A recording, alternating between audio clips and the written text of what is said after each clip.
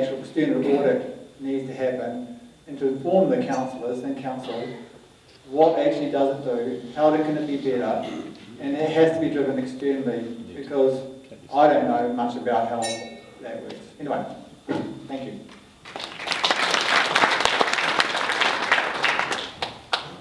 Thank you, Adrian. Teresa, again the question. We've got the Lenlai, 125,000 a week, possibly 2 million running costs for the sports hub plus the initial cost of it. What do you think we need to do to control those costs, and do you support those projects? In terms of the sports hub, at the long-term plan, over 60% of people supported it, but only 18% supported 50 million investment. So the community supported in theory, but people don't want to invest the amount that's been committed. So I think we need to relook at that project. I think it's got a lot of benefits for the community, but obviously the community don't want to spend that much. In terms of the Lenlai Centre, you know, my background is in arts and culture. I worked in economic development in Wanganui for 10 years and worked with the arts community, and in Wanganui the arts community is a big part of their culture and their economic development. It's a big part of it, because they don't have a lot of industry there. What I will say is that I was part of a group that opened a gallery 6 months before COVID hit. And we managed to keep that gallery open and pay the bills without any support from government. So I think the arts are valuable, but I think they do need to pay their way, and they can. And I tried to dig into this claim that the Lenlai is costing $120,000 a week. I have not been able to substantiate that claim, and I have not been able to find out how much it is costing. And I think we need to know.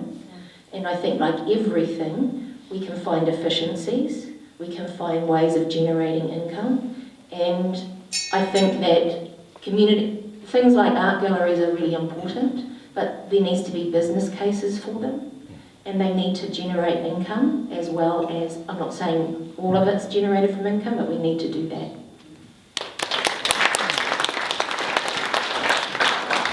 Thanks, Teresa. Murray, you've got the gist of it? Yeah.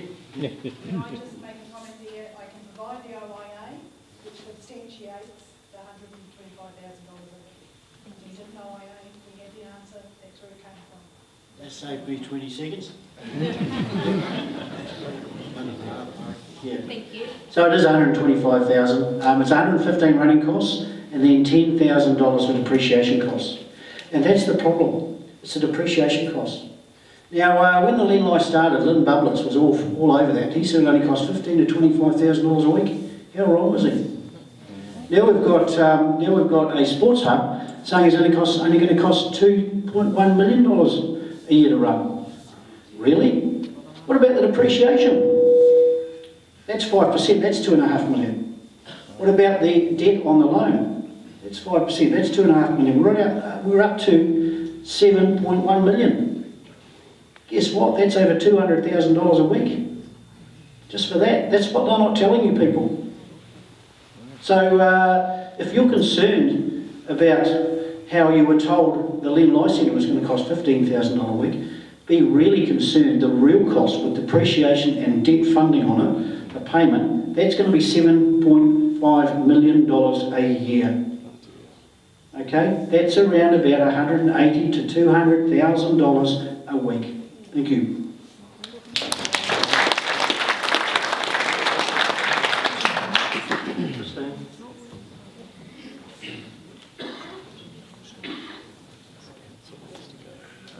Right, the sports hub. It's been a bit of a changeable beast, this one. And sitting in the back row, as us community board members do, you sit and you watch. It took them forever to go from a concept plan to actually having a hard plan that they were going to do. We had this wonderful pavilion that was in the middle of the field and all these different sports that were going to be there. And then, next thing you know, we've got one building that's got 6 courts and it's going to cost $50 million. And I'm not quite sure how we got from there to there. I'm sure we can do it more economical. I'm sure we can shave money off this.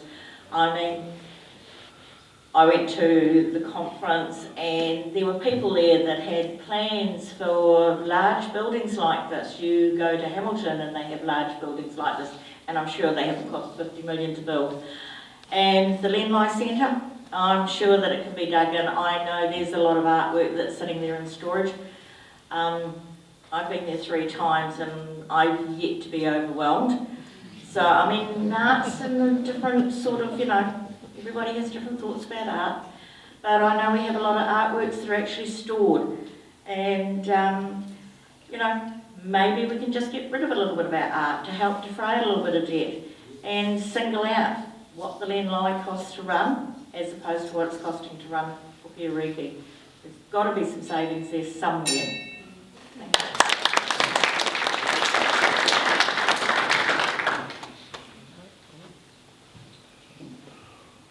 Thank you, Christine. I understand there's about $50 million worth of Lenlai artwork. Just as background information. Graham?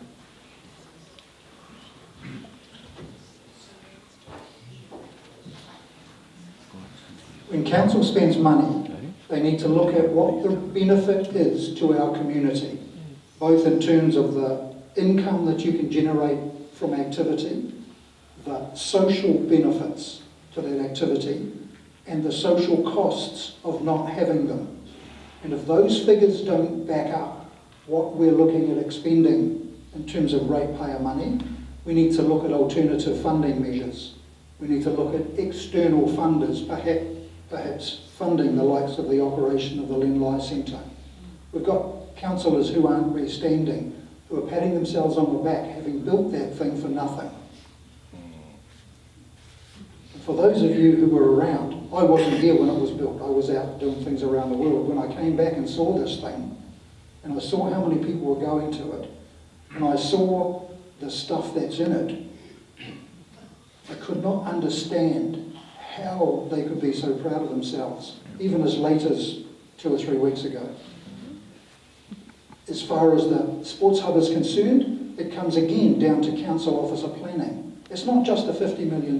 That's not going towards building the gymnasium. It's going towards paying for the additional assets that we're giving the racing club, Taranaki Racing. We haven't talked about the traffic lights that we've got to spend $3 million and changes to the road before we're able to build the building. So it's not just a matter of sitting here and going, we can save money by getting rid of these 2 things.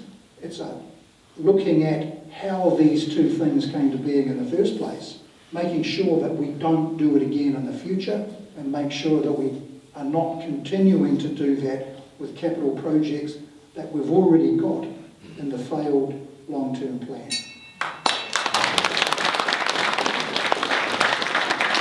Jenny, please. Sure, thank you. Answer both questions, yes to both. If you want to look at lessening the cost, first thing you could do is limit the exhibitions. So you have a series of exhibitions, you can limit them. Taranaki is full of incredible artists. You don't have to seek outside of Taranaki to get world-renowned art in Lenlai. So look at more of a local focus there. In terms of the sports hub, yes, based on the community, it was based on need. And what I wasn't happy with was that we were going to use the racecourse to develop the racecourse first. We were going to develop the racecourse first while still navigating with a contract that is, I don't know where it stands at the moment, with Taranaki Racing. However, building the building, there is an opportunity to actually generate revenue by having businesses who are waiting to enter that building. They are waiting to enter that building and they will have certain leases. And those leases will then generate money on return. I do acknowledge Councillor Chong, but the one thing that he forgot in terms of the expenses that an expert highlighted to all council laws and not the council officers telling us is that the one cost that we weren't aware of was the long-term maintenance cost. That there in every project there has to be a long-term maintenance cost, and it took someone independently to come to council to review those plans to highlight that. So that's a couple of things from me. Kia ora.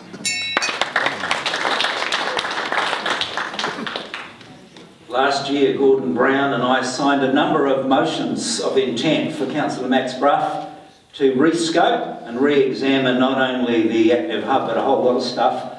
The Chief Executive and the Mayor didn't allow it, and you'll learn that it is the Chief Executive and the Mayor together that curate what goes on the agenda. If it doesn't go on the agenda, you don't vote it. Welcome.